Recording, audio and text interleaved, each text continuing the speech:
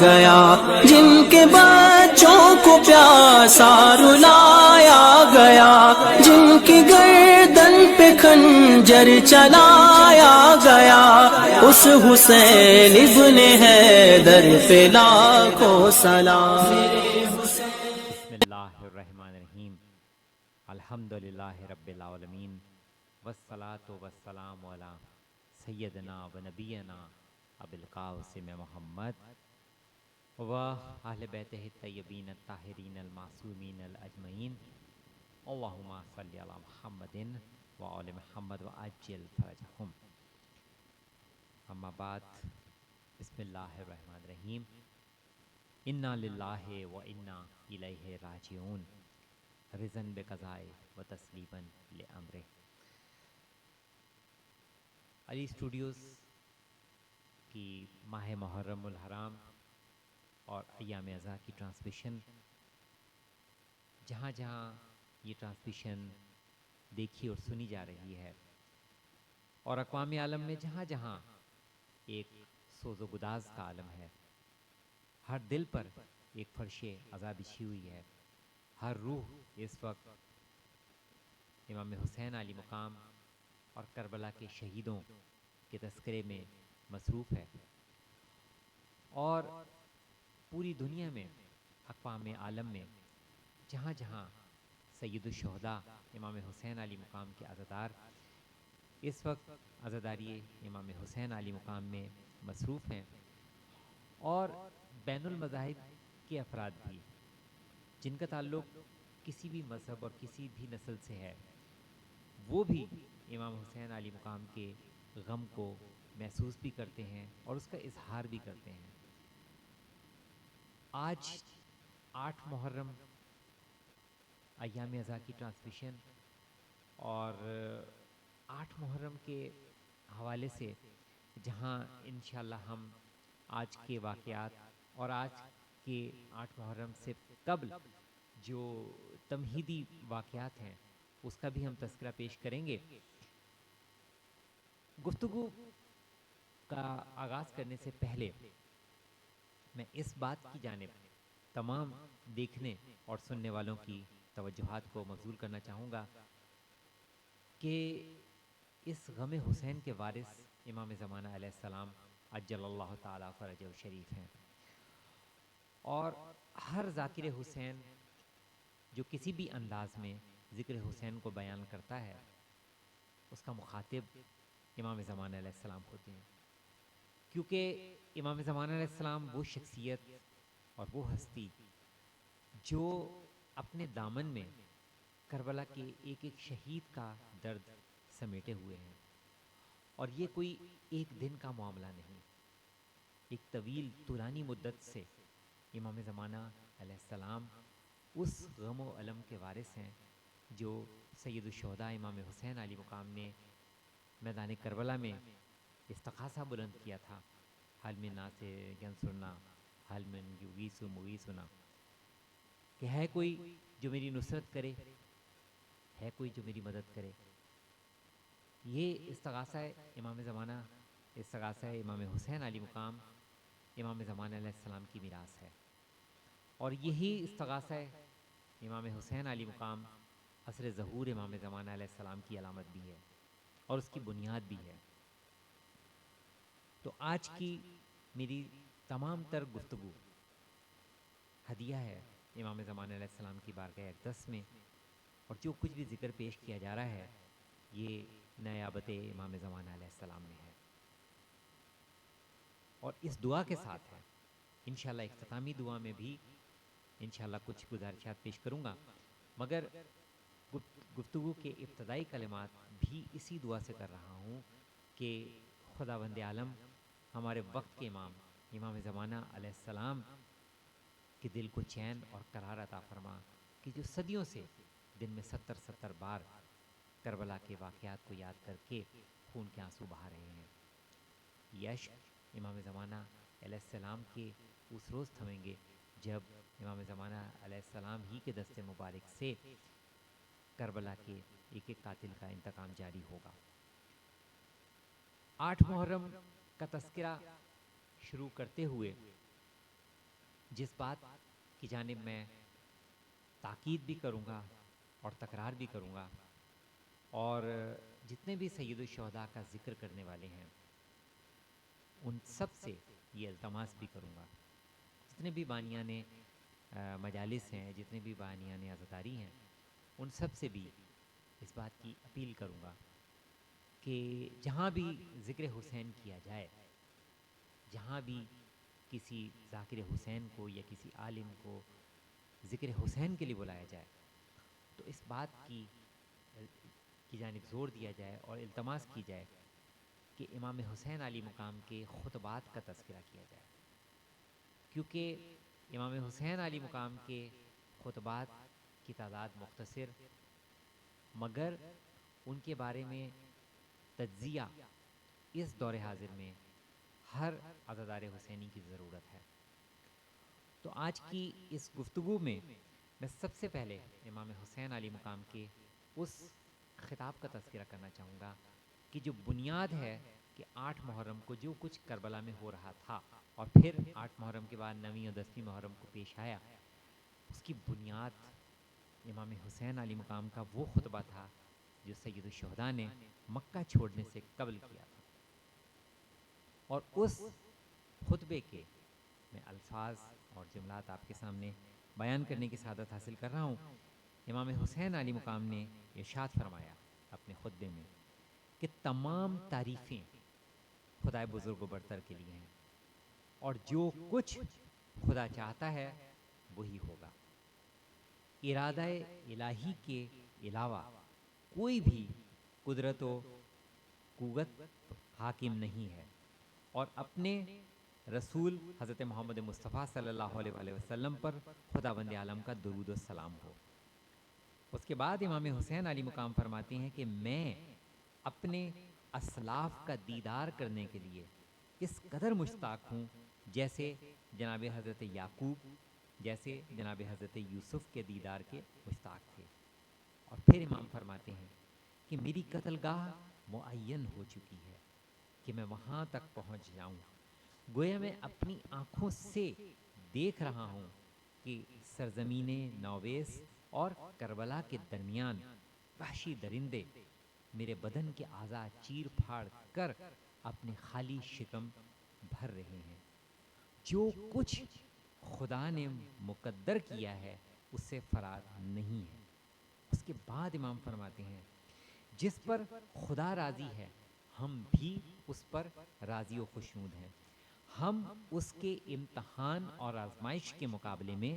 صبر و استقامت سے کام لیں گے، اور وہ ہمیں صابرین کا اجر عطا کرے گا۔ پیغمبر خدا اور ان کے پارہ تن کے درمیان ہرگز جدائی نہیں ہوگی، بلکہ تمام کے تمام بہشت بری میں ان کی بارگاہ میں حاضر ہوں گے،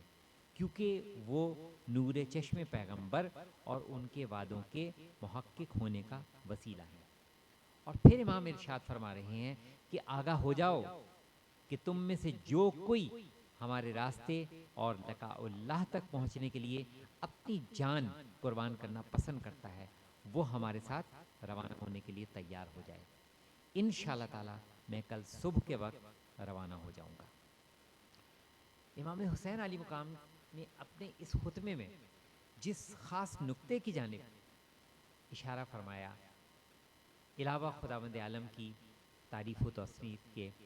یہ علاوہ خداوند عالم کی ثنا کے، اور اپنے جد اکرم حضرت محمد مصطفیٰ صلی اللہ علیہ وآلہ وسلم کی بارگاہ میں درود و سلام کرتے ہوئے امام نے اس جانب نشاندہی فرمائی کہ وہ جو قتل حسین کے درپے ہیں وہ در حقیقت اپنے خالی شکم بھرنے کے درپے ہیں، اور یہاں امام حسین علی مقام نے اس دنیا پرستی کی جانب متوجہ کیا کہ جو قتل حسین کی بنیاد بنی، کہ یہ دنیا پرستی جس کی جانب پیغمبر اسلام حضرت محمد مصطفیٰ صلی اللہ علیہ وآلہ وسلم نے قرآنی تعلیمات کی روشنی میں، اور وہ تمام تعلیمات جو انبیاء و مرسلین اپنے اپنے دور نبوت میں پیش کرتے رہے، اور ان تمام انبیاء اور مرسلین کی تعلیمات کا فخر شریعت محمدی حضرت محمد مصطفیٰ صلی اللہ علیہ وآلہ وسلم تو سرکار ختمی مرتبت اور اس کے بعد ہمارے تمام ائمہ طاہرین، ہمارے اوصیاء کرام، جس طرح سے انہوں نے اپنے اپنے دور امامت میں، اپنے اپنے دور ہدایت میں، جس طرح سے انہوں نے ہادیان برحق کے درجے پر فائز رہتے ہوئے جس حقیقت کو بار بار بیان فرمایا، بار بار جس حقیقت کی جانب تکرار فرمائی، وہ یہ تھا کہ دنیا پرستی سے گریز کیا جائے، کیونکہ یہ دنیا پرستی وہ کیفیت ہے کہ جو انسان کو اس پستی کے سطح تک لے جاتی ہے کہ انسان خدا فراموشی کر بیٹھتا ہے، اور خدا فراموشی کرنے کے نتیجے میں اس سطح تک بھی انسان پہنچ جاتا ہے، جس طرح سے کربلا کے میدان میں فوج اشقیہ پہنچے کہ انہوں نے اس بات کا بھی پاس نہ کیا کہ جس کے وہ قتل کے درپے ہیں، جس کے ہاتھ سے وہ خون اپنے ہاتھوں کو رنگین کرنا چاہتے ہیں، وہ فرزند رسول، وہ جگر گوشہ رسول، وہ فرزند رسول، فرزند زہرا، سید الشہداء، نواس رسول امام حسین علی مقام ہیں۔ اور امام حسین علی مقام تنہا نہیں ہیں، بلکہ ان کے ساتھ ساتھ وہ چنیدہ شخصیات بھی ہیں جو کہ اصحاب رسول بھی ہیں،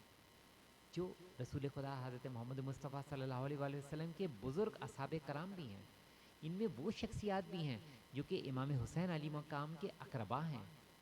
اہل البیت ہیں۔ ان میں وہ شخصیات بھی ہیں کہ جو کم سن بچے ہیں، ان میں شیرخوار بچے بھی ہیں، مگر فوج اشقیہ نے جو ان سب کا پاس نہ کیا،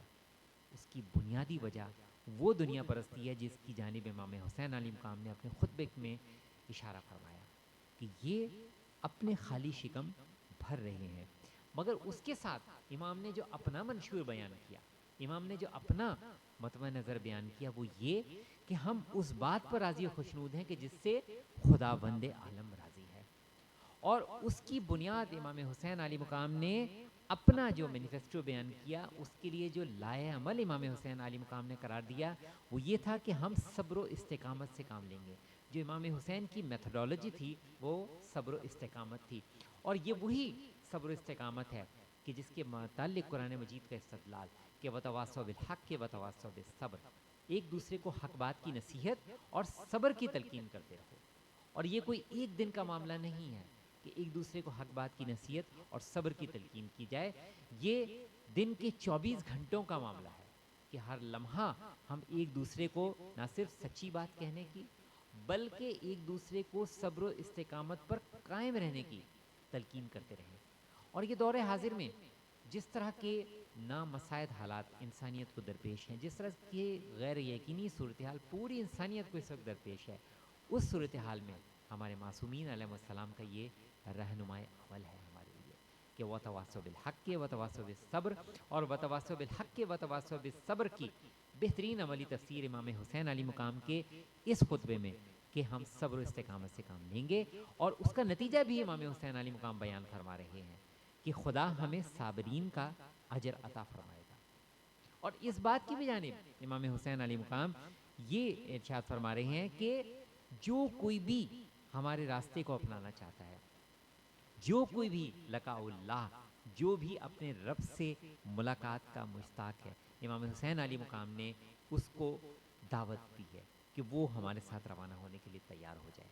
تو یہاں امام حسین علی مقام کا یہ جو دعوت لقاء اللہ ہے، یہ رہتی دنیا تک کے لیے ہے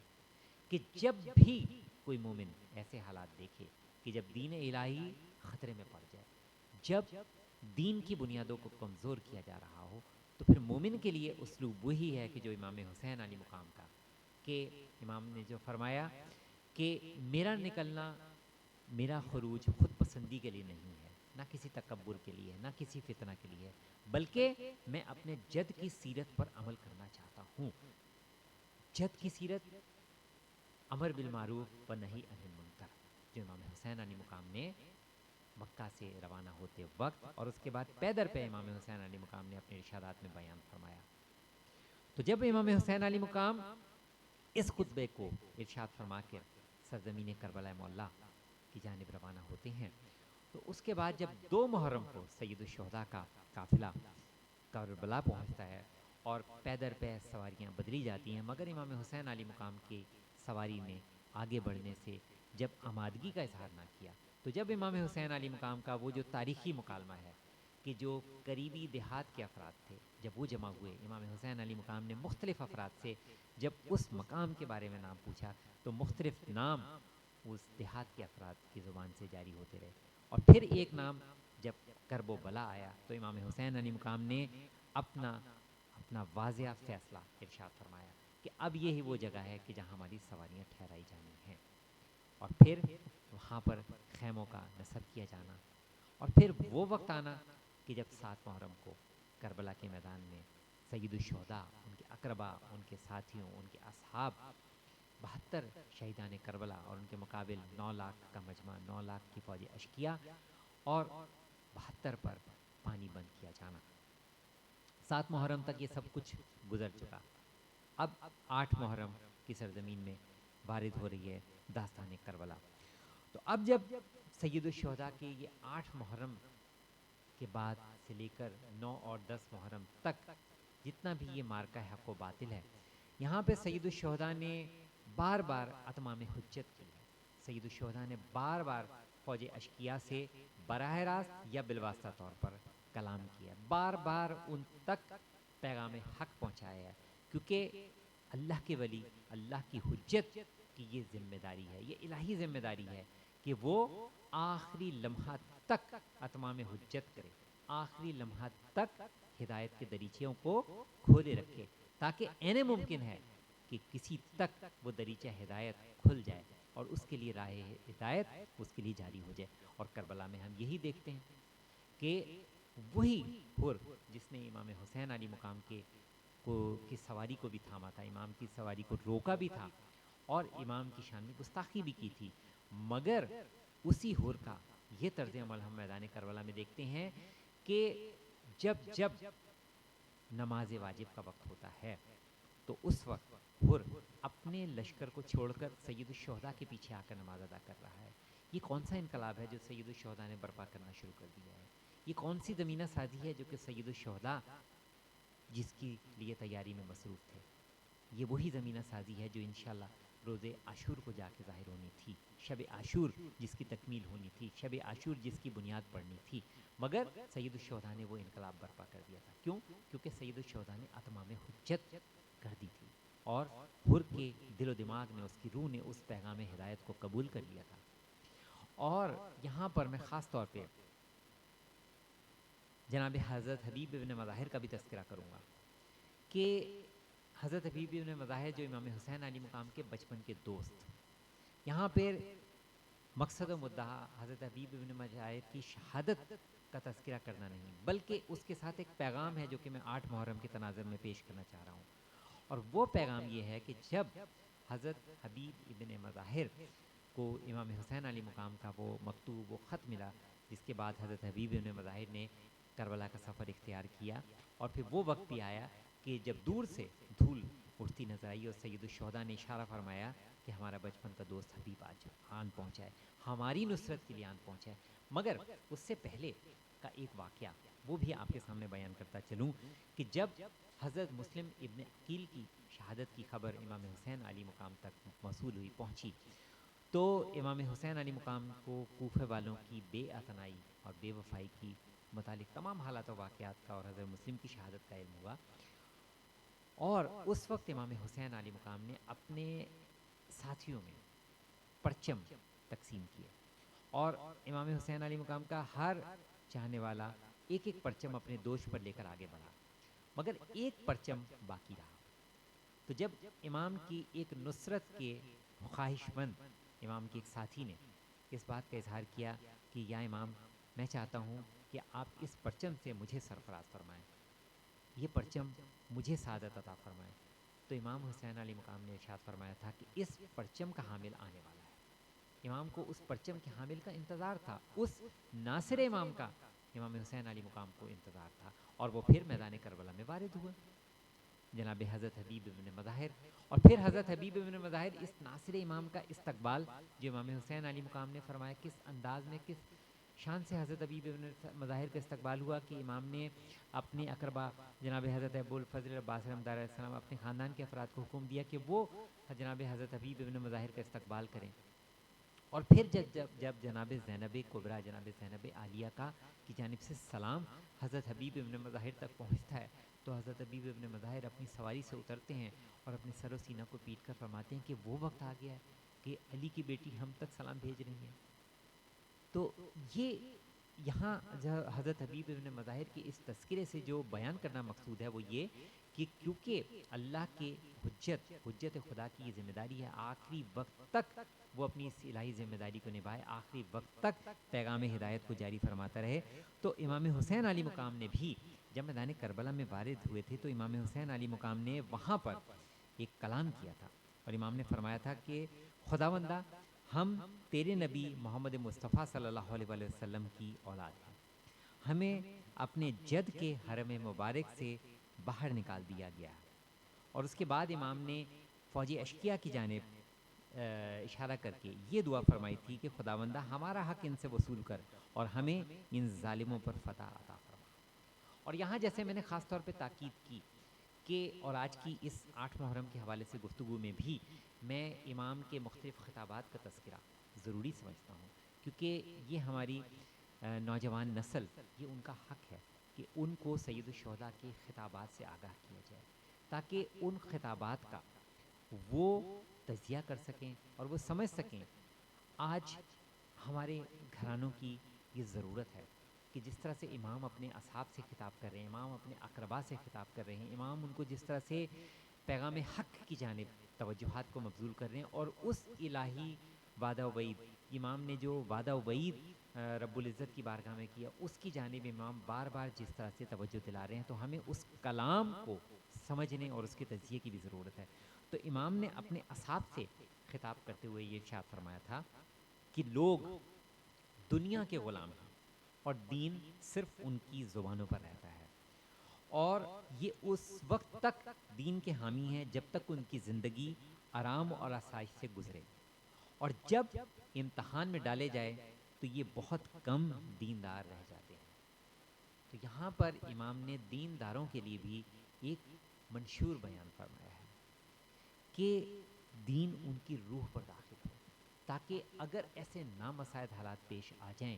کہ جو آزمائش و ابتلا کے لمحات ہوں، تو کہیں ایسا نہ ہو کہ بظاہر بہت دیندار ہوں مگر وہ تعداد میں بہت کم رہ جائیں۔ وہ صرف اس صورتحال میں ہوگا کہ جب وہ دیندار افراد دنیا پرستی سے بھی گریز کرتے رہیں۔ اگر دنیا پرستی سے گریز ہوگا تو کبھی بھی دیندار اس نہج پر نہیں آئیں گے کہ وقت کے امام کی پکار ہو اور وہ نصرت کے لیے موجود نہ ہو۔ اور یہی آج ہماری دور غیبت امام زمان علیہ السلام میں وقت کے امام سے بھی ہماری یہ التجا ہے، ان کی جانب سے ہماری یہ دعا ہے کہ خداوند عالم ہمیں یہ توفیقات عطا فرما کہ ہمارے قلب و روح میں وہ کیفیت پیدا کر کہ جب خدا کی آخری حجت کا ظہور ہو تو خدایا جس طرح سے اصحاب حسین نے امام حسین علی مقام کے کلام پر لبیک کہا اور کسی ایک نے بھی پیٹھ نہیں دکھائی، خداوند عالم ہمیں بھی یہ توفیق عطا فرما کہ جب وقت کے ولی امام زمان علیہ السلام کا ظہور ہو تو ہم بھی ان کی نصرت سے قدم پیچھے نہ ہٹائیں۔ اور پھر جو سرزمین کربلا معلیٰ پر امام حسین علی مقام نے خطبہ ارشاد فرمایا تھا، امام نے فرمایا تھا کہ اما بعد معاملات نے ہمارے ساتھ جو صورت اختیار کر لی ہے وہ آپ سب کے سامنے ہے۔ یقیناً دنیا نے رنگ بدل لیا ہے اور بہت بری شکل اختیار کر لی ہے،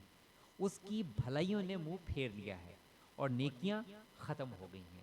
اور اب اس میں اتنی اچھائیاں باقی رہ گئی ہیں جتنا پینے کے بعد کسی برتن کی تہ میں باقی رہ جانے والا پانی۔ اب زندگی ایسے ہی ذلت آمیز اور پست ہو گئی ہے جیسے کوئی ناپسندیدہ چراگاہ ہو۔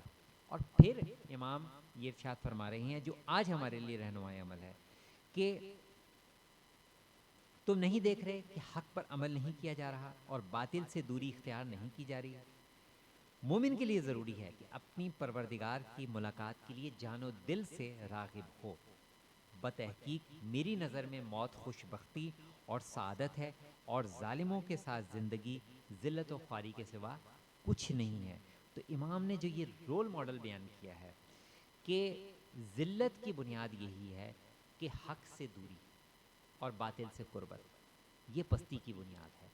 اور اس کا محرک جو امام نے بیان فرمایا وہ وہی دنیا پرستی ہے کہ امام نے فرمایا نا کہ دنیا اس قدر رذیل ہو گئی ہے، اس قدر دنیا پست ہو گئی ہے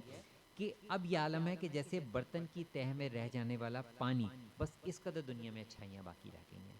یہ وہ حالات و واقعات ہیں جس میں ہم 8 محرم کو حالات و واقعات دیکھتے ہیں کہ سید الشہداء کہ صرف 2 دن کے فاصلے سے سید الشہداء اپنے اس الہی وعدے کی تکمیل کے لیے، امام حسین علی مقام، ان کے تمام اقربا، اصحاب اور چھوٹے چھوٹے بچے سب اس وعدے کی تکمیل کے لیے منتظر ہیں، سب اس کے لیے مکمل تیار و آمادہ ہیں۔ جب امام حسین علی مقام کا خطبہ ختم ہوا تھا تو اس وقت جناب زہیر بن قین اپنی جگہ سے کھڑے ہوتے ہیں اور ارشاد فرماتے ہیں، اے فرزند رسول، جو کچھ آپ نے بیان فرمایا ہم نے سنا، اگر یہ دنیا اپنے رہنے والے انسانوں پر ہمیشہ باقی رہ جائے اور ہمیں اختیار دے دیا جائے کہ ہم اس دنیا میں ہمیشہ باقی رہ جائیں یا آپ کے ہم رکاب ہوں، تو ہم ہر صورت آپ کی ہمراہی ہی کو ترجیح دیں گے۔ یہ ہے ناصر امام وقت کا منشور جو جناب زہیر بن قین بیان فرما رہے ہیں کہ کس طرح سے جب کوئی داعی حق پیغام حق دے تو کس طرح سے ناصر امام وقت کو ان کے کلام پر، ان کے خطاب پر، ان کے پیغام حق پر کس طرح سے لبیک کہنا ہے، یہ جناب زہیر بن قین کے جملے سے بہت واضح ہے۔ اور پھر یہاں پہ جناب بریر کی گفتگو، جناب بریر کے الفاظ میں آپ کے سامنے بیان کرتا ہوں کہ وہ فرماتی ہیں کہ اے فرزند رسول، آپ کے توسط سے اللہ نے ہم پر احسان فرمایا، اس کی ذات نے ہمیں توفیق دی ہے کہ ہم آپ کی رکاب میں، آپ کے ہم رکاب رہ کر آپ کے دشمنوں سے جنگ کریں۔ ہم اس امر پر آمادہ ہیں کہ اس راہ میں، اس راستے میں ہمارے اعضاء و جوارح ٹکڑے ٹکڑے ہو جائیں، اور اس قربانی کے عوض ہم قیامت کے دن آپ کے نانا کی شفاعت حاصل کریں گے۔ اور یہاں پہ جناب نافع بن ہلال اپنی جگہ سے کھڑے ہوتے ہیں، سید الشہداء کی خدمت میں حاضر ہوتے ہیں اور کلام فرماتے ہیں کہ اے فرزند رسول، ہم آپ کے جد نامدار پیغمبر آخر الزمان حضرت محمد مصطفیٰ صلی اللہ علیہ وسلم کے لیے ممکن ہی نہ تھا کہ وہ اپنی امت کے ہر فرد کو اپنی قرب پر شیریں جام پلاتے اور ہر فرد ان کی محبت کا گرویدہ ہو جاتا، کیونکہ کچھ ایسے لوگ تھے جنہوں نے منافقانہ چال اختیار کر رکھی تھی۔ ظاہری صورت میں وہ نصرت کے دعوے تو کرتے تھے مگر دل ہی دل میں آپ سے بغض و عناد رکھتے تھے۔ ظاہراً انہیں شہد سے زیادہ شیریں سمجھتے تھے مگر ان کا باطن اس سے مختلف تھا۔ اور یہی وہ انداز ہے، یہی وہ انداز کلام ہے، یہی وہ انداز تخاطب ہے جو کہ ہر صحابی امام حسین علی مقام، ہر وہ جو کہ نصرت امام حسین علی مقام کے لیے آمادہ تیار ہو رہا تھا، اس کا انداز کلام، اس کا انداز تخاطب یہی تھا کہ وہ داعی حق کے پیغام کے جواب میں امام حسین علی مقام کو اس بات کا مکمل اطمینان دلا رہا تھا کہ چاہے دنیا ہمارے قتل ہی کے درپے ہو جائے، اور ہو بھی چکی ہے، مگر اس کے باوجود ہم آپ کی نصرت سے قدم نہ ہٹائیں گے، کیونکہ ہمارے لیے پیغمبر اسلام حضرت محمد مصطفیٰ صلی اللہ علیہ وسلم کی شفاعت وہ ہماری منزل ہے۔ ہم آپ کی نصرت کر کے پیغمبر اسلام حضرت محمد مصطفیٰ صلی اللہ علیہ وسلم کی شفاعت حاصل کرتے ہیں، اور ہم ہرگز یہ نہیں چاہتے کہ آج ہم پیٹھ آپ کو دکھا کر یہاں سے روانہ ہو جائیں، مگر روز محشر پیغمبر اسلام حضرت محمد مصطفیٰ صلی اللہ علیہ وسلم کو ہم کیا منہ دکھائیں گے۔ تو یہی آج کسی بھی ناصر امام وقت، اس کے لیے بھی یہی رہنمائے عمل ہے کہ جب بھی ایسا وقت آ جائے کہ وقت کے امام کی کوئی پکار ہو تو اسی انداز میں وہ پیغام حق پر لبیک کہے۔ اب 8 محرم ہی کے چونکہ واقعات کا تسلسل ہے تو یہاں پر میں واقعات کو کچھ آگے بڑھاتے ہوئے اس غرور و تکبر کا بھی کچھ ذکر کروں گا جو عمر بن سعد اور اس کے لشکر پر طاری تھا، کہ جس طرح سے وہ اپنی تعداد اور اپنی طاقت اور اپنی ظاہری طاقت کی بنیاد پر جس طرح سے ان رائیان حق پر اپنی طاقت کا ایک تاثر پیدر پہ پیدا کر رہے تھے، کہ جس طرح سے پیدر پہ لشکروں کی آمد جاری تھی، وہ یہ سمجھ رہے تھے کہ ان لشکروں کی آمد سے بار بار یہ بڑی تعداد میں جو لشکر میدان کربلا میں وارد ہو رہے ہیں، پہنچ رہے ہیں، اس کے نتیجے میں یہ جو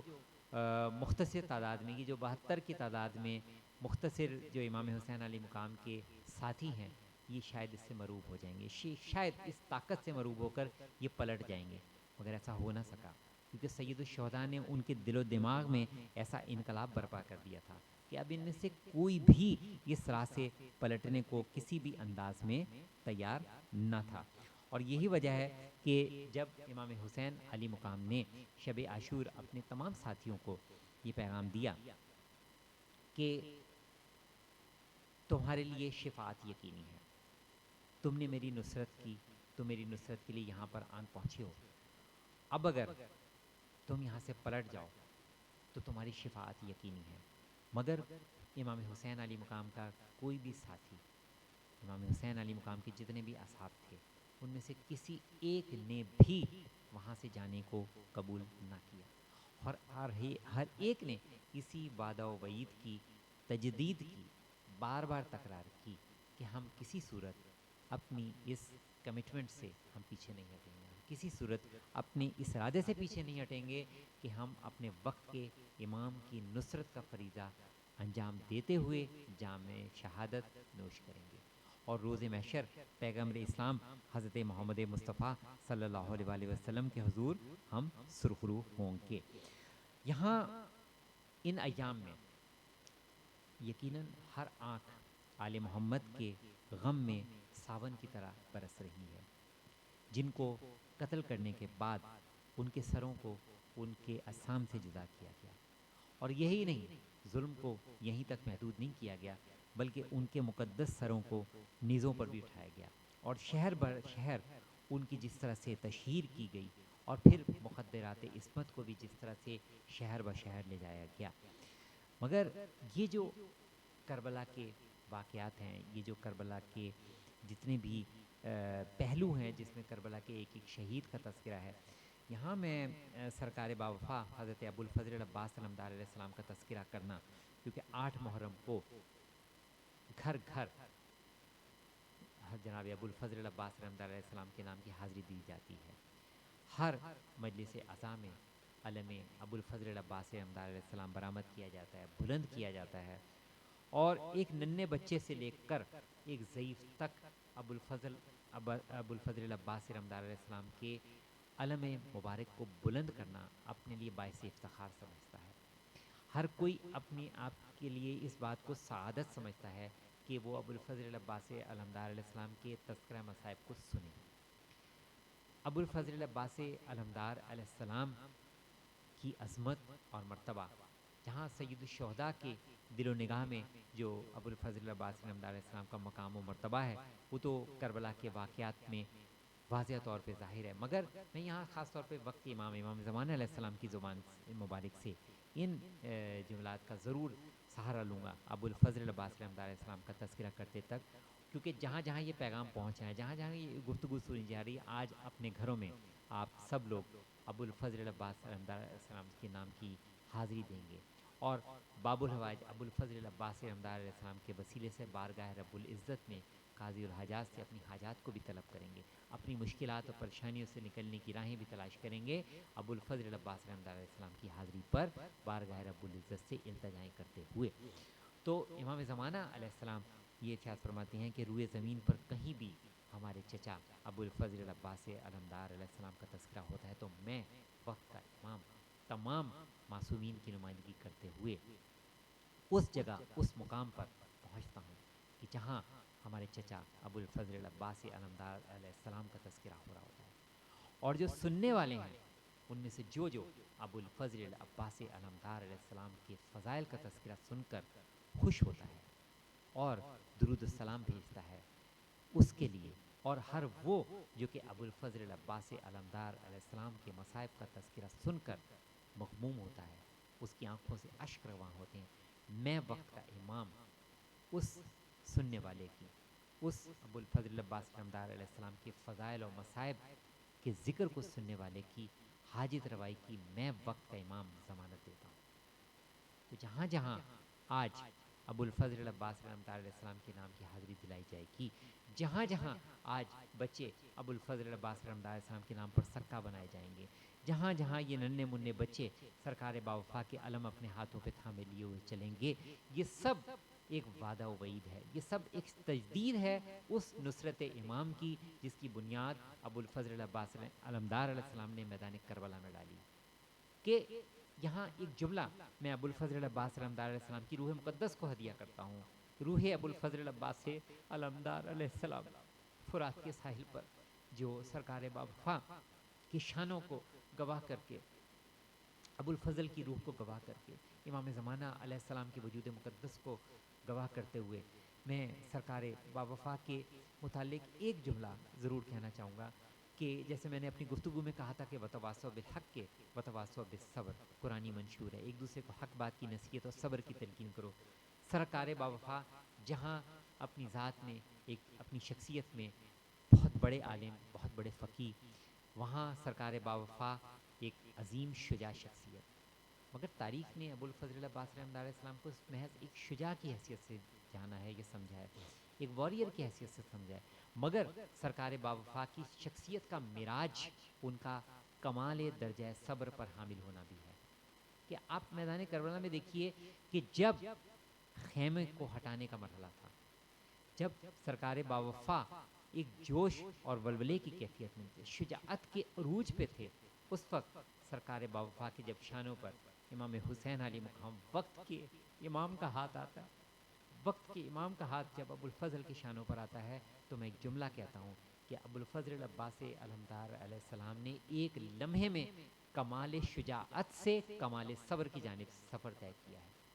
اتنی سرعت کے ساتھ، اتنی تیزی کے ساتھ ابو الفضل عباس علمدار علیہ السلام نے شجاعت کے کمال سے صبر کے کمال کی جانب سفر کیا ہے. کہ کہاں تو وہ عالم کہ ابو الفضل عباس علمدار علیہ السلام یہ فرما رہے ہیں وہاں پہ خط کھینچ کر کہ کس کی جرت ہے جو اس خط کو پار کر کے آ جائے، اور وہاں یہ عالم کہ صرف وقت کے امام کا ہاتھ شانوں پر آئے اور سرکار باوفا کی آنکھیں زمین میں گڑ جائیں، اور سرکار باوفا اس موقع پر کمال اطاعت امام کا جو مظاہرہ کریں اور کمال صبر کا جو مظاہرہ کریں. یہ آج ہمارے نوجوانوں کے لیے 8 محرم کو درس ہے کہ ہمارے نوجوان جو جوش جوانی سے لبریز ہوا کرتے ہیں، جو طاقت کے ایک کیفیت میں اپنے آپ کو محسوس کرتے ہیں، اور ظاہر جوش جوانی ہوا ہی ایسا کرتا ہے، یہ ایک فطری جذبہ ہے بالکل، کہ جب انسان پر ایک طاقت کا ایک عروج ہو، انسان ایک طاقت کی کیفیت میں ہو، تو پھر وہ اس کا اظہار بھی کرنا چاہتا ہے. یہ بالکل ایک فطری امر ہے. مگر یہ جو رائیان حق ہیں، یہ جو پیغام حق کو میدان کربلا میں ثابت کر کے دکھانے والے ہیں، اور ثابت کر کے دکھانے کے لیے اپنے جام شہادت کو نوش کر کے دکھانے والی شخصیات ہیں، جن میں سرکار باوفا، جن کا تذکرہ ہم 8 محرم کو پیش کر رہے ہیں. سرکار باوفا ہمارے نوجوانوں کو یہ درس دے رہے ہیں. دیکھو، شجاعت اپنے مقام پر ہے، بہادری اپنے مقام پر ہے، مگر مقام صبر یہ بھی اتنا ہی اہمیت کا حامل ہے، کیونکہ یہی اطاعت خدا ہے، یہی اطاعت رسول ہے، یہی اطاعت ائمہ معصومین، اور یہی اطاعت وقت کے اطاعت امام وقت ہے. کہ جب کبھی ایسی منزل آ جائے کہ طاقت کے اظہار کے ساتھ ساتھ تمہیں صبر کے اظہار کی بھی ضرورت ہو، تو پھر صبر کے دامن کو بھی اپنے ہاتھ سے نہ جانے دو. اور آج میں خاص طور پر اپنے جو نوجوانوں تک یہ ضرور پیغام دینا چاہوں گا کہ وہ اپنے جذبات کو بالکل اس انداز میں قابو رکھا کریں، کنٹرول رکھا کریں، اور جب کبھی ان پر طیش کا عالم ہو، کیونکہ طیش وہ کیفیت ہوتی ہے کہ جو انسان کو بہت تیزی و سرعت کے ساتھ شیطانیت کے راستے کی جانب لے کے چلی جاتی ہے، کیونکہ غصہ شیطان کی سواری ہے. تو اس پر قابو رکھنے کے لیے جب بھی کبھی تم پر اپنی طاقت کی وجہ سے کسی کمزور کے مقابل تم ہو، اور اس موقع پر تم پر جذبات کا غلبہ ہو، تم پر طیش کا غلبہ ہو، تو ایک لمحے کے لیے میدان کربلا میں ابو الفضل کو یاد کر لینا کہ وہ کس طریقے سے مقام شجاعت سے، کس طرح سے مقام صبر کی جانب سفر کریں. کیا ابو الفضل اس موقع پہ شجاعت نہیں دکھا سکتے تھے؟ کیا وہ اس کسی کی جرت تھی کہ اس وقت خیموں کو ہٹانے کی بات کو تکمیل تک پہنچا سکے؟ مگر صرف امام وقت کا ہاتھ چھانے پر آنا اور یہ کہنا کہ عباس ہم یہاں جنگ کرنے نہیں آئے، بس امام کے اس کہنے پر ابو الفضل کا اپنے سر کو جھکا دینا اور وقت کے امام کی اطاعت کے لیے اپنے آپ کو آمادہ اور تیار کر دینا. یہ سرکار باوفا کا آج ہمیں حاضری ابوالفضل عباسی علمدار علیہ السلام کے موقع پہ درس ہے. وقت کے امام کی اطاعت کا درس ہے جو کہ جہاں جہاں گھروں میں بزرگان والدین آج ابوالفضل کی حاضری اپنے گھر میں کریں, اپنے بچوں کے مابین, اپنے گھر کے مابین, اپنے اہل خانہ کے مابین جب حاضری ابوالفضل عباسی علمدار علیہ السلام کریں تو روح ابوالفضل عباسی علمدار علیہ السلام سے جو کہ باب الحوائج ہیں ان سے اس بات کی بھی التجا کریں کہ اے باب الحوائج ہمارے بچوں کو, ہمارے جوانوں کو صبر و تحمل کی توفیق بھی عطا ہو جو آج ہمارے گھروں کی ضرورت ہے. تو سرکار باوفا نے جس طرح سے پہ در پہ مسلسل میدان کربلا میں جہاں نصرت امام کے مختلف پہلوؤں سے سرکار باوفا نے اپنے کردار کے مختلف پہلوؤں کو پیش کیا ہے, وہاں میں سرکار باوفا ابوالفضل عباسی علمدار علیہ السلام کی شخصیت کے اس پہلو کی جانب بھی روشنی ڈلانا چاہوں گا, کیونکہ 8 محرم کا تذکرہ سرکار باوفا کے تذکرہ کے بغیر 8 محرم کا تذکرہ مکمل ہی نہیں. اگرچہ روز شہادت 10 محرم ہے مگر چونکہ 8 محرم سرکار باوفا سے منسوب ہے تو یہاں یہ پیغام در امام حسین علی مقام سے, در ابوالفضل عباسی علمدار علیہ السلام سے, در امام زمان علیہ السلام سے اپنے بچوں کی جانب, اپنے جوانوں کی جانب جس پیغام کی جانب توجہ دلا رہا ہوں کہ سرکار باوفا نے اپنے آپ کو امام حسین علی مقام کی ذات اقدس میں اس قدر ضم فرمایا, ایسے فنا فی اللہ کیا کہ سرکار باوفا نے اپنی شخصیت کو اپنے وقت کے امام کی شخصیت میں چھپا لیا, حتیٰ کہ امام نے اپنی شجاعت کو بھی جو کہ صفین میں جس کا سرکار باوفا اظہار فرما چکے تھے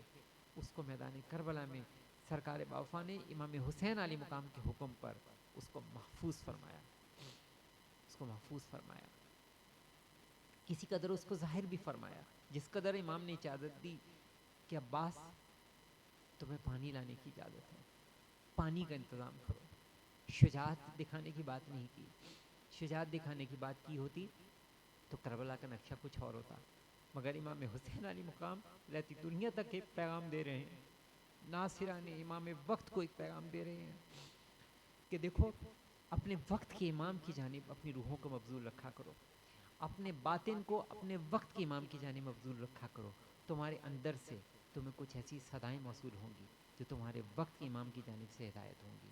اور وہی تمہارے جانب عین ہدایت ہوں گی. تمہارا ضمیر اندر سے تمہیں جس پیغام کی جانب مبذول کر رہا ہوگا مگر اس کے لیے تزکیہ نفس, اس کے لیے پرہیزگاری وہ اس کی بنیاد ہے. تزکیہ نفس اور پرہیزگاری کے بغیر یہ منازل حاصل نہیں ہوا کرتی.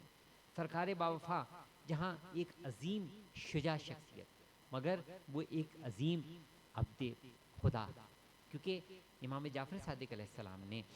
سرکار باوفا کو جس نام سے پکارا وہ اللہ کے بہترین بندے کے نام سے پکارا. سرکار باوفا اللہ کے بہترین عبد کی حیثیت سے میدان کربلا میں ایک بہترین عابد و زاہد کی حیثیت سے بھی ہمیں میدان کربلا میں نظر آ رہے ہیں کہ جب شب عاشور سرکار باوفا جہاں اپنی ذمہ داریاں انجام دے رہے ہیں, جہاں خیموں کی حفاظت کا فریضہ انجام دے رہے ہیں, وہاں سرکار باوفا مناجات میں بھی مصروف نظر آ رہے ہیں, وہاں سرکار باوفا تسبیح و تقدیس میں بھی مبذول نظر آ رہے ہیں, وہاں سرکار باوفا عبادات میں بھی مشغول نظر آ رہے ہیں. اور جس طرح سے امام حسین علی مقام اور ان کے تمام اصحاب, ان کے تمام اقربا جس طرح سے شب عاشور مسلسل تسبیح و تقدیس اور مناجات الہی میں مصروف ہیں, اپنے رب سے راز و نیاز میں مصروف ہیں, بالکل اسی طریقے سے سرکار باوفا بھی پوری شب عاشور میدان کربلا میں مناجات الہی میں مصروف اور منہمک نظر آتے ہیں. اور یہاں یہ پیغام دے رہے ہیں کہ تم, ہمارے لیے پیغام ہے کہ تم کتنے ہی صلاحیتوں کے حامل ہو مگر تم ایک لمحہ کے لیے بھی اپنے آپ کو عبادت الہی سے توجہ کو نہیں ہٹاؤ. تمہیں ایک اللہ کا بہترین عابد بننے کے لیے بھی کوشش کرنی ہے, اس کے لیے جد و جہد کرنی ہے, کیونکہ یہ تزکیہ نفس, یہ جو عبادت الہی ہے یہ تمہارے اندر اس کیفیت کو پروان چڑھائے گی, اس کیفیت کو پرورش دے گی کہ جو تمہیں اس منزل تک لے کے جائے گی کہ جو نصرت امام وقت کی بنیاد ہے. نصرت امام وقت کے لیے ضروری ہے کہ دل کی سرزمین, آپ کی روح کی سرزمین تقوی و پرہیزگاری سے سرشار ہو. جب وہ تقوی پرہیزگاری کے بیج جب اس میں بویا جائے گا تو پھر اس بیج کی نشو و نما ایسی ہوگی کہ انسان کو اپنے قلب و ضمیر پر پیغام ہدایت حاصل ہوتے رہیں گے۔ اور امام زمانہ علیہ السلام جو کہ خود فرماتے ہیں کہ پردہ غیبت میں میرا وجود ایسے ہے جیسے بادلوں کی اوٹ سے سورج اپنی روشنی کو پہنچاتا ہے۔ تو آج 8 محرم جہاں ہم تذکرہ ابوالفضل العباسی علمدار علیہ السلام کریں، جہاں ہم علم ابوالفضل العباسی علمدار علیہ السلام بلند کریں، علم ابوالفضل العباسی علمدار علیہ السلام بلند کرتے وقت ہم اپنے وقت کے امام سے اس بات کا وعدہ و وعید کریں کہ اے ہمارے امام وقت، جس طرح سے سرکار باوفا کی شخصیت کہ امام حسین علی مقام نے جو ان کو علمداری کا فریضہ عطا کیا، کیوں عطا کیا؟ سب سے ابوالفضل العباس علمدار علیہ السلام کی شخصیت کا جو عظیم ترین پہلو جس کی وجہ سے ان کو علمداری کا شرف عطا کیا گیا، وہ حضرت ابوالفضل العباس علمدار علیہ السلام کی قوت برداشت، قوت صبر، جس نے امام حسین علی مقام کے لیے اس بات کو محرک بنایا کہ سرکار باوفا کو اس علمداری کا فریضہ سونپا جائے۔ کیوں؟ تاکہ ابوالفضل العباس علمدار علیہ السلام کی شخصیت جب میدان کربلا میں علمدار کی حیثیت سے سامنے آئے گی تو پورے امام حسین علی مقام کے جتنے بھی ساتھی ہیں ان سب تک ایک پیغام عزم و استقلال ابوالفضل العباس علمدار علیہ السلام کی استقامت کے ساتھ خود بخود ایک منتقل ہوتا رہے گا۔ اور میدان کربلا کی تاریخ مقتل کربلا اس بات کا شاہد ہے کہ جب ابوالفضل العباس علمدار علیہ السلام محض ایک ٹوٹا ہوا نیزہ لے کر جب میدان کربلا میں روانہ ہوتے ہیں اور مشق سکینہ کو ابوالفضل العباس علمدار علیہ السلام جب لیے ہوئے میدان کربلا میں فوجی اشقیہ کی جانب جب ابوالفضل العباس علمدار علیہ السلام جب پانی کی سبیل کرنے کے لیے جب فرات کی جانب رخ کرتے ہیں تو وہاں سرکار باوفا ابوالفضل العباس علمدار علیہ السلام نے اپنے شجاعت کے جوہر بھی دکھائے۔ ٹوٹا ہوا نیزہ ساتھ ہے مگر فوجی اشقیہ کی مجال نہیں ہے کہ ابوالفضل العباس علمدار علیہ السلام کے راستے کو روک سکے، اور میدان میں وہ عالم تھا کہ جیسے کوئی شیر ہے اور باقی تمام جو فوجی اشقیہ ہیں وہ بالکل بھیڑ بکریوں کی مانند نظر آ رہے تھے۔ یہ سرکار باوفا نے میدان کربلا میں اس بات کا اظہار کیا کہ ہم شجاعت بھی رکھتے ہیں، مگر کیونکہ مقصد جو غرض و غایت ابوالفضل العباس علمدار علیہ السلام کی پیش نظر تھی وہ پانی کا انتظام تھا، وہ اس وعدہ جو امام حسین علی مقام سے ان کا تھا کہ پانی کو لے کر آؤں گا، وہاں پہ شجاعت کے جوہر دکھانا مقصود نہیں تھا۔ یہی وجہ ہے کہ جب سرکار باوفا نے پانی کو بھرا ہے تو اس کے بعد وہ فوجی اشقیہ جس کی میں جرت نہیں تھی کہ سرکار باوفا کو کسی انداز میں ان کا راستہ روک سکیں، تو پھر انہوں نے ایک خفیہ جگہ سے ان پر حملہ کیا، پیٹھ پیچھے سے حملہ کیا، اس کے بعد ان کے سر پر گرز لگا، اس کے بعد اس طرح سے سرکار باوفا کا ایک شانہ قطع ہونا پھر دوسرا شانہ قطع ہونا، مگر ابوالفضل کی پھر بھی عزم یہی ہے کہ مجھ کو اپنے وقت کے امام سے کیے ہوئے وعدے کو نبھانا ہے، مجھے خیمہ گاہ تک پہنچنا ہے، مجھے مشق سکینہ کو بھر کر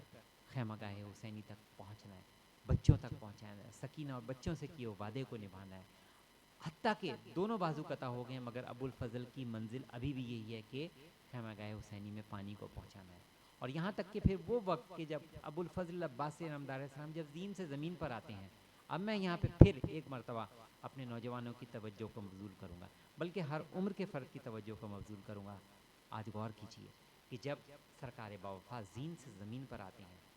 تو کیا ابوالفضل پر کسی قسم کی گھبراہٹ کا عالم ہے، کیا کسی قسم کی بے چینی اور اضطراب کا عالم ہے؟ قطعاً نہیں، بلکہ سرکار باوفا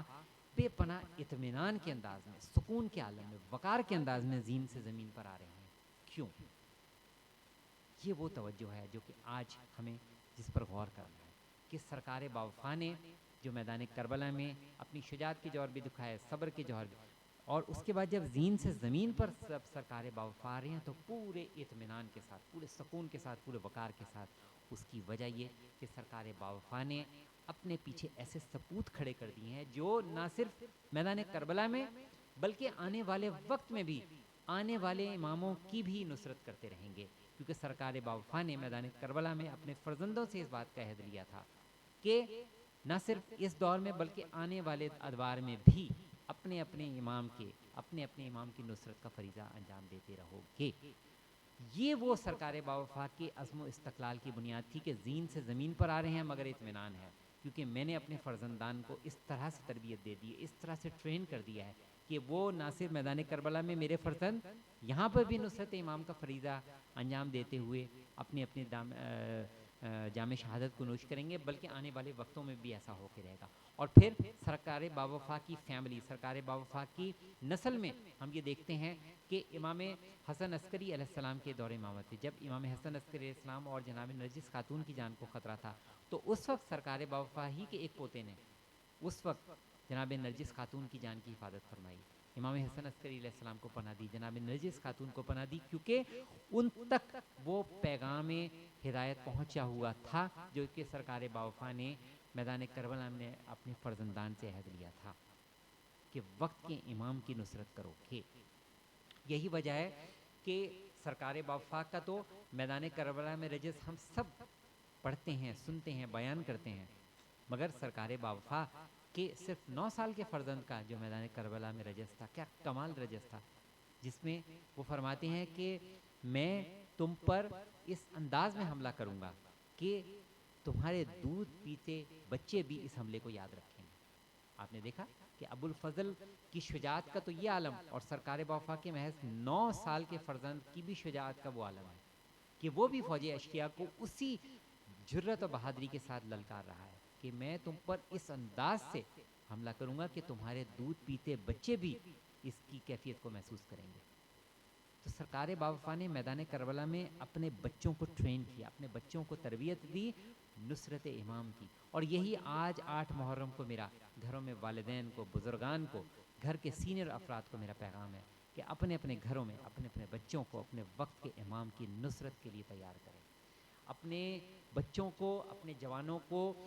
امام زمان علیہ السلام کے اس دور غیبت میں اس وقت کے لیے تیار کریں جب حالات نہایت نامساعد ہوں گے۔ آج دنیا کے حالات نامساعد ہیں، یہ بات تسلیم، مگر امام زمانہ علیہ السلام کے ظہور سے بالکل قریب کے دور میں حالات اس قدر ناگفتہ بے ہو جائیں گے، اس قدر نامساعد ہو جائیں گے کہ اس وقت ہمارے لیے یہ پیغام حق و صبر، وتواصوا بالحق وتواصوا بالصبر، جس کو میدان کربلا میں ہر ایک شہید اپنی اپنی شہادت کے ذریعے جس طرح سے ظاہر فرما رہا ہے، اور سرکار باوفا کی اپنے فرزندان سے کمٹمنٹ کا لینا کہ وقت کے امام کی نصرت کرو گے۔ آج ہر وہ جو اپنے گھروں میں سرکار باوفا کی محبت کا دم بھر رہا ہے، آج ہر وہ جو اپنے بچوں کو علم ابو الفضل عباس علمدار علیہ السلام اٹھانے کے لیے تیار کر رہا ہے، آج ہر وہ باپ جو اپنے بیٹے کے ہاتھ میں سرکار باوفا کا علم دے رہا ہے تاکہ وہ جلوس حسینی میں اس علم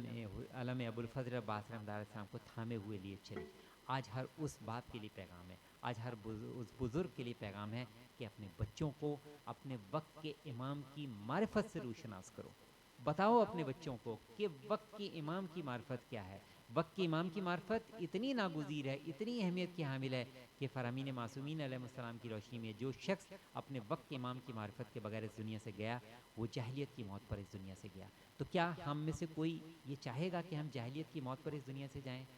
مجھ سمیت آپ ہر ایک کا جواب نفی میں ہوگا۔ تو جب ہمارا جواب نفی میں ہے کہ ہم میں سے کوئی بھی جاہلیت کے عالم میں اس دنیا سے نہیں جانا چاہتا، تو ہمارے لیے اس کے لیے کلیہ ہے معرفت امام وقت، اور معرفت امام وقت کو اگر سمجھنا ہے، 8 محرم کا دن ہے، اپنے دل و ذہن کو، اپنے قلوب کو، اپنی روح کو روح ابو الفضل عباس علمدار علیہ السلام سے متوسل کریں، اپنی روح کو 14 صدیوں کے فاصلے سے ابو الفضل عباس علمدار علیہ السلام کی روح سے توسل اختیار کرتے ہوئے منسلک کیجئے، اور دیکھیے کہ آج 14 صدیوں کے فاصلے سے روح ابو الفضل عباس علمدار علیہ السلام کا ہمارے جوانوں سے کیا تقاضا ہے، ہمارے بزرگوں سے کیا تقاضا ہے، ہمارے گھروں میں ماؤں بہنوں بیٹیوں سے کیا ابو الفضل عباس علمدار علیہ السلام کی روح کا تقاضا ہے۔ یہی آج 8 محرم کو ہمیں سوچنا ہے، سمجھنا ہے۔ ہر اصحاب حسینی کے کلام تکلم جو کہ انہوں نے امام حسین علی مقام کے خطبے کے جواب میں جس طرح سے لبیک یا حسین کی صدائیں بلند کی، آج ہم لبیک یا حسین کی صدائیں بلند کرتے ہیں۔ 61 ہجری میں کربلا کے ایک شہید نے اپنی شہادت سے قبل لبیک یا حسین کا فریضہ انجام دیا، اور اس لبیک یا حسین کو اپنے جام شہادت نوش کر کے اس لبیک یا حسین کے فریضے کی تکمیل کا فریضہ انجام دیا۔ مگر آج دور غیبت امام زمان علیہ السلام جو کہ طولانی غیبت امام زمان علیہ السلام اب تک، اور ہماری یہ دعا ہونی چاہیے 8 محرم جب ہم سرکار باوفا کی حاضری کا اہتمام کریں جب ہم بارگاہ باب الحوائج ابو الفضل عباس علمدار علیہ السلام کے وسیلے سے اپنی حاجات بارگاہ رب العزت تک پہنچائیں، تو ہم خاص طور پر اس حاجت کو بھی بارگاہ رب العزت میں اپنی التجاؤں کی شکل میں پیش کریں کہ خداوند عالم ہم سب کو اپنے وقت کے امام کی معرفت عطا فرما، کیونکہ اگر ہم اپنے وقت کی امام کی معرفت سے محروم رہ گئے تو پھر ہم دین سے بہک جائیں گے۔ یہی وہ اس دعا کا حصہ ہے جو کہ امام زمانہ علیہ السلام کی معرفت کے حصول کے لیے ہر دن کے آغاز پر پڑھی جاتی ہے۔ نماز صبح کے بعد جو معرفت امام زمانہ علیہ السلام کی حصول کے لیے جو دعا پڑھی جاتی ہے، اس کا یہ جملہ ہے کہ اگر میں تیری حجت کی معرفت سے محروم رہ گیا تو پھر میں تیرے دین سے بہک جاؤں گا۔ تو ہم میں سے کوئی اپنے دین سے بہکنا نہیں چاہتا، ہم میں سے کوئی اپنے دین کی راہ سے ہٹنا نہیں چاہتا، تو اگر ہٹنا نہیں چاہتا تو اس کے لیے راہ، اس کے لیے بنیاد معرفت امام حق ہے۔ اور آج 8 محرم چونکہ آنے والے دونوں ایام مسلسل جلوس عزائے حسینی کے ایام ہیں، ہر ملک میں، ہر شہر میں، گاؤں دیہات، ہر جگہ جلوس حسینی برآمد ہوں گے۔ تو جب جلوس حسینی برآمد ہوں، اس برس ماہ محرم الحرام ایک منفرد کیفیت اور ماحول کے ساتھ اقوام عالم کے سامنے آیا ہے کہ دنیا وباؤں کا شکار ہے، اور اس کے سبب اس انداز میں ہم عزاداری کرنے سے، جیسے ہم گزشتہ ادوار میں کرتے رہے ہیں، اس انداز میں کرنے سے ہم کسی حد تک قاصر نظر آتے ہیں، کیونکہ کچھ حفظان صحت کی مناسبت سے ہدایات ہیں، حفاظتی تدابیر ہیں جس کو ہم نے مد نظر رکھنا ہے۔ تو اور اس کے ساتھ ساتھ جو مختلف حکومتی ہدایات ہیں ان کو بھی مد نظر رکھنا ہے، جو کہ ہمارے ہی جانوں کی حفاظت کے لیے، ہماری ہی صحت کی حفاظت کے لیے، مگر اس کے ساتھ ساتھ ہمیں جلوس عزائے حسینی میں نظم و ضبط کے ساتھ مظاہرہ کرنا ہے، نظم و ضبط کے ساتھ ان جلوس عزائے حسینی کو لے کے چلنا ہے، بالکل اس طرح سے جیسے میدان کربلا میں سید الشہداء کا ایک ایک محب، سید الشہداء کا ایک ایک ناصر جس طرح سے میدان کربلا میں ایک نظم و ضبط کا مظاہرہ کر رہا ہے، ہمیں بھی فرش عزا پر بھی، جلوس عزا میں بھی سب سے زیادہ ہمیں جس کیفیت کو اقوام عالم کے سامنے لے کر آنا ہے وہ ہمارا نظم و ضبط ہے، وہ ہمارا ڈسپلن ہے، وہ ہمارے آپس میں محبت ہے، وہ ہمارا آپس میں اخوت ہے، ہمارا ایک دوسرے سے اختلافات کو بالائے طاق رکھنا ہے۔ یاد رکھیے جب بھی فرش عزا پر آئیے، جو بھی باہمی اختلافات ہیں ان کو فرش عزا سے دور چھوڑ کر آئیے، کیونکہ یہ فرش عزا یہ ایک دکھیاری ماں حضرت فاطمہ الزہرا سلام اللہ علیہا، یہ وہ مقام ہے جہاں حضرت فاطمہ الزہرا اپنے مقدس رومال کے ساتھ عزاداروں کے اشکوں کو محفوظ کرنے کے لیے حضرت فاطمہ الزہرا سلام اللہ علیہا تشریف لے کر آتی ہیں، تاکہ عزاداروں کے ان آنسوؤں کو، عزاداروں کے ان اشکوں کو اپنے اس مقدس رومال میں محفوظ کر کے روز محشر کے لیے محفوظ کر سکیں، ہمارے لیے شفاعت کی بنیاد ان آنسوؤں کو بنا سکیں۔ حضرت فاطمہ الزہرا سلام اللہ علیہا وہ اس امانت کی امین بننے کے لیے اس فرش عزا پر تشریف لاتی ہیں، اور حضرت فاطمہ الزہرا تنہا تشریف نہیں لاتی، ان کے ساتھ روح پیغمبر اسلام حضرت محمد مصطفیٰ صلی اللہ علیہ وآلہ وسلم، روح علی مرتضیٰ، روح پنجتن پاک، تمام ائمہ طاہرین علیہ السلام جو کہ شہید کر دیے گئے، ان تمام کی ارواح، اور یہی نہیں تمام انبیاء و مرسلین کی ارواح بھی، اور سب سے بڑھ کر یہ کہ ہمارے وقت کے امام زمانہ علیہ السلام بنفس نفیس اس فرش عزا پہ تشریف لا رہے ہوتے ہیں۔ تو کیا ان تمام شخصیات اور وقت کے امام کی موجودگی میں ہم یہ چاہتے ہیں کہ ہمارے وقت کے امام جو اس قدر غمگین ہیں کہ وہ 14 صدیوں سے ان غموں کو اپنے دامن میں سمیٹے لے ہوئے ہیں، کیا ہم اپنے وقت کے امام کو اور ان ہستیوں کی ارواح کو ہم مزید مغموم کرنا چاہتے ہیں کہ اگر وہ ہمیں فرش عزا پر ہمیں باہمی اختلافات کا شکار دیکھیں؟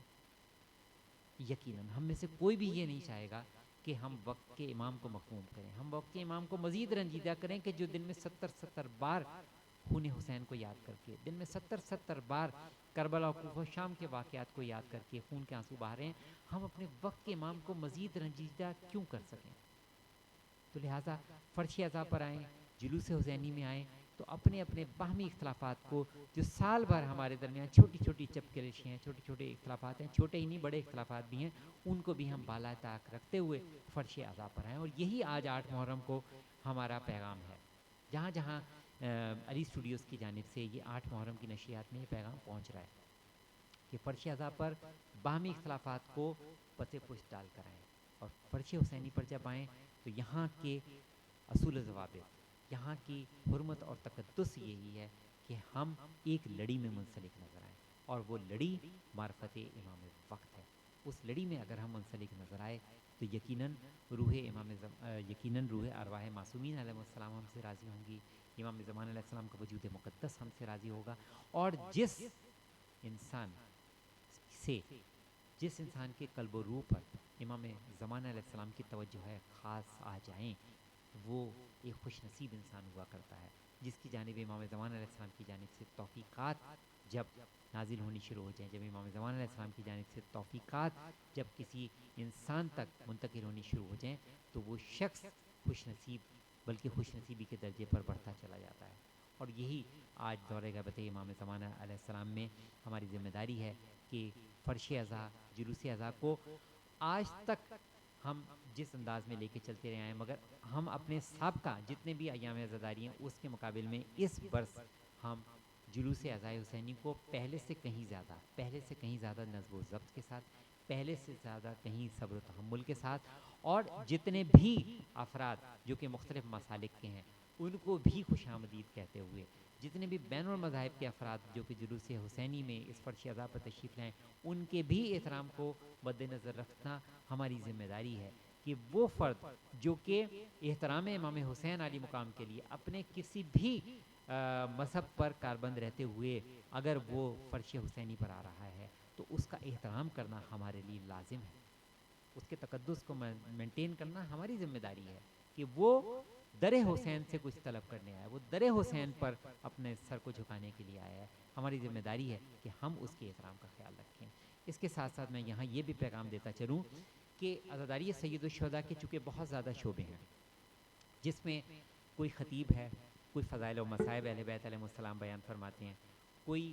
نوحہ کے انداز میں امام حسین علی مقام کی غم و گداز کو بیان کرتے ہیں، کوئی سوز و سلام کے انداز میں، کوئی مجلس عزا کے آغاز میں تلاوت کرام قرآن مجید پیش کر کے، کوئی سلام بحضور امام زمان علیہ السلام، سلام بحضور سرکار سید الشہداء پیش کر کے اپنی اس خدمت کو انجام دیتے ہیں۔ اس کے علاوہ بہت بڑی تعداد میں ایسے افراد ہیں جو کہ منتظمین ہیں فرش عزا کے، جو کہ بانیان ہیں مجالس عزا کے، جو کہ بانیان ہیں جلوس عزا کے، جو کہ جلوس عزا کے منتظمین ہیں۔ اس کے ساتھ ساتھ بہت بڑی تعداد میں عوام الناس وہ ہیں جو کہ ہر شہر، ہر دیہات میں،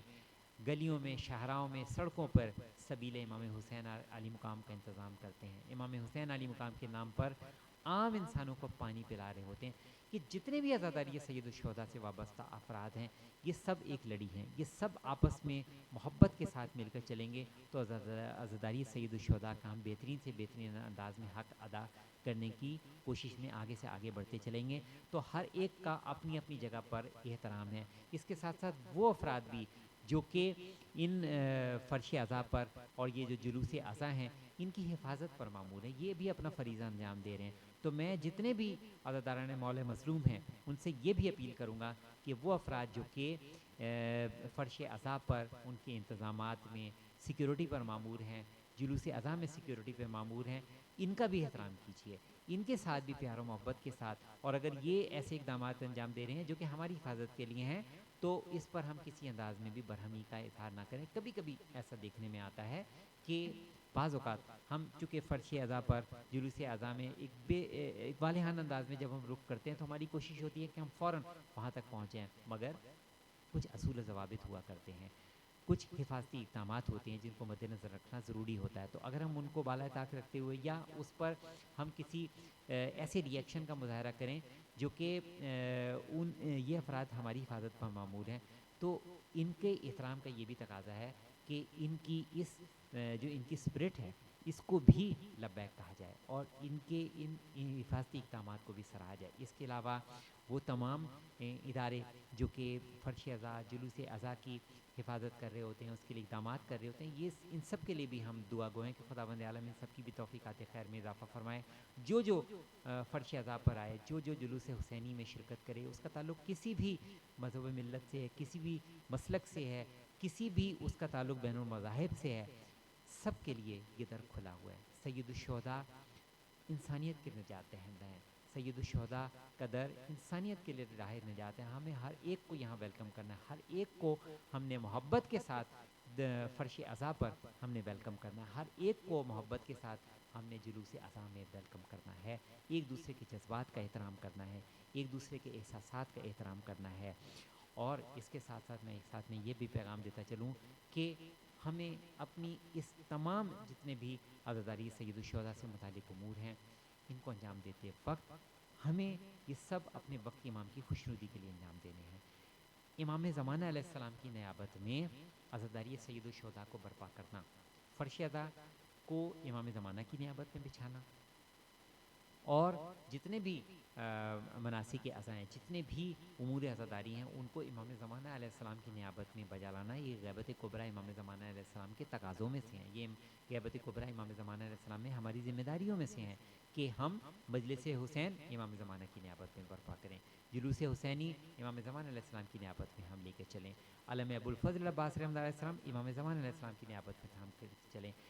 اگر خداوند عالم ان خوش نصیبوں کو جو کہ اس وقت سرزمین کربلا معلیٰ پہ موجود ہیں، خداوند عالم ان خوش نصیبوں میں جو آج تک شامل نہیں ہو سکیں ان کے لیے بھی دعائیں، خداوند عالم ان کو بھی جلد از جلد یہ سعادت عطا فرما کہ وہ بھی ظاہر کربلا بنے، وہ بھی زائرین معصومین علیہ السلام کے روضوں کے زائرین کا درجہ وہ بھی حاصل کر سکیں۔ تو جو خوش نصیب وہاں پر موجود ہیں ان کے لیے بھی دعا گو ہیں، اور ساتھ ساتھ یہ بھی دعا کرتے ہیں کہ خداوند عالم جو نیابت امام زمانہ علیہ السلام میں فرش عزا بچھائے، جلوس عزائے حسینی میں شرکت کرے، یہ زائر حسین بن کر کربلا معلیٰ میں اور دیگر مقامات مقدسات پر جو کہ مقام شاعر اللہ ہیں، اللہ کی نشانیوں سے ہیں یہ مقامات جہاں پر آ کر اللہ کی یاد تازہ ہوتی ہے، تو جب خداوند عالم ہمیں یہ توفیق اور سعادت حاصل عطا کرے تو ہم اس کو نیابت امام زمانہ علیہ السلام میں انجام دیں، اس سے ہماری کیفیت میں معرفت امام زمانہ علیہ السلام کا حصول ممکن ہوگا، کیونکہ جب ہم اپنے اس عمل میں نیابت امام زمانہ علیہ السلام کی نیت شامل کریں گے تو ہماری جانب امام زمانہ علیہ السلام کی جانب سے توفیقات شامل حال ہوں گی، پھر ہماری نگاہیں گو کہ ہم اپنی نگاہوں سے ان زیارت مقدسات کا شرف حاصل کر رہے ہوں گے، مگر ہماری نگاہوں پر امام زمانہ علیہ السلام کی توجہ خاص ہوں گی، ہمارے قدم اٹھ رہے ہوں گے فرش عزائے حسینی کے لیے، جلوس حسینی کے لیے، زائر حسین بن کر ہمارے قدم اٹھ رہے ہوں گے، مگر ہمارے قدموں میں امام زمانہ علیہ السلام کی درجہ کی جانب سے خصوصی توفیقات اور خصوصی برکات حاصل ہو رہی ہوں گی، ہمارا وہ دل، ہمارا وہ قلب جو نیابت امام زمانہ علیہ السلام میں فرش عزا پر ہمیں لے کر آیا، جلوس حسینی میں لے کر آیا، عالم ابو الفضل عباس رحمۃ اللہ علیہ السلام کو بلند کرایا، زائر حسین بن کر ہمیں اس فریضے کی تکمیل کے لیے ہمیں کربلا معلیٰ کے مقام پر پہنچایا، تو جب اس کیفیت کے ساتھ ہم جائیں گے تو قدم قدم پر امام زمانہ علیہ السلام کی توجہ خاص ہماری جانب مبذول ہوتی رہیں گی، وہ ہمارے محسن امام جو فرماتے ہیں کہ ہم تمہاری نگہداشت میں، ہم تمہاری خیر خواہی میں ایک لمحے کی بھی کوتاہی نہیں کرتے، اور اگر ہم نہ ہوتے تو تمہارے دشمن تمہیں تہوتے کر دیتے۔ تو خداوند عالم ہم سب کو عزائے حسینی کی ان ایام میں معرفت امام زمانہ علیہ السلام سے زیادہ ہمیں بہترین انداز میں بہرہ مند فرما، اور خداوند عالم تمام عزاداروں کی حفاظت فرما، اور ہم سب کو اپنے وقت کے امام کے ناصران میں شمار فرما، بحق زہرا و بیہا و بالہا و بنیہا، ربنا تقبل منا انک انت السمیع العلیم، اللہم صلی علی محمد و علی محمد وعجل فرجہم، لبیک یا حسین، لبیک یا زہرا، لبیک یا مہدی علیہ السلام، اللہم عجل لولیک الفرج۔ جن کو بیٹھے بٹھائے ستایا گیا، جن کے بچوں کو پیاسا رلایا گیا،